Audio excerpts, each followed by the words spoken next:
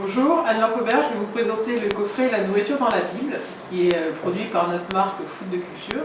Donc Food de Culture, c'est une jeune marque qu'on a créée en 2015 en fait, et qui vise à promouvoir la culture et l'histoire via la gastronomie. Donc ce sont des coffrets fabriqués en France, notamment dans les produits, dans le coffret et dans le livret, accompagnés d'un livret explicatif, et donc dans chaque coffret, vous avez un thème. Donc par exemple, les reines, les souverains, les grandes découvertes, les parisiennes. Et là, nous avons décidé de travailler sur la Bible. Alors pourquoi la nourriture dans la Bible? Parce que c'est un thème que vous retrouvez dès les premiers vers de la Genèse, avec la question du fruit, la question de la création. Et donc pour filer cette métaphore, on est allé chercher des pâtes de fruits artisanales, des pâtes d'amandes artisanales, pour évoquer le péché originel et la question du fruit dans l'Ancien Testament. Également une question qu'on retrouve dans tout l'art occidental. Ensuite, on est allé chercher un autre produit qui revient très souvent dans la Bible, c'est l'olivier, puisqu'on est dans une civilisation méditerranéenne. La civilisation méditerranéenne, c'est le vin et c'est l'olive. Et donc, on est allé prendre une huile d'olive bio qui vient de Grèce, pour évoquer à la fois le rameau d'olivier que la colombe ramène à Noé, sous l'Ancien Testament, mais également le monde des oliviers sous le Nouveau Testament et la question de l'ascension du Christ, donc toute cette question autour de l'olivier.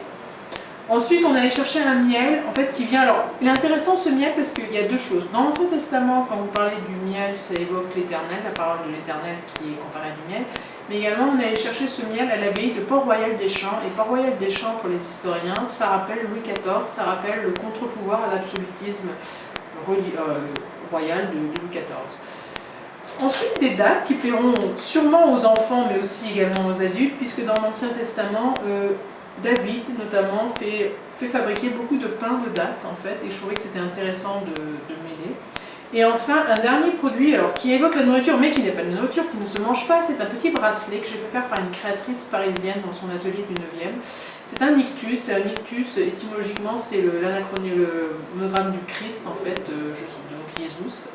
Et je trouve que ça peut devenir un symbole de ralliement, en fait, aussi bien pour les plus jeunes et les moins jeunes. Et vous avez deux formats, un pour les adultes et un pour les enfants.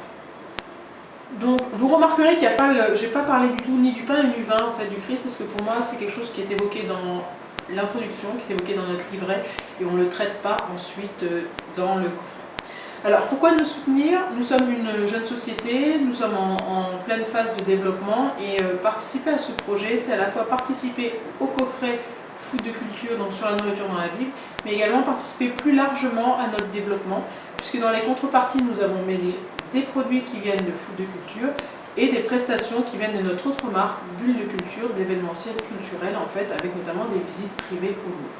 Nous vous remercions pour votre soutien.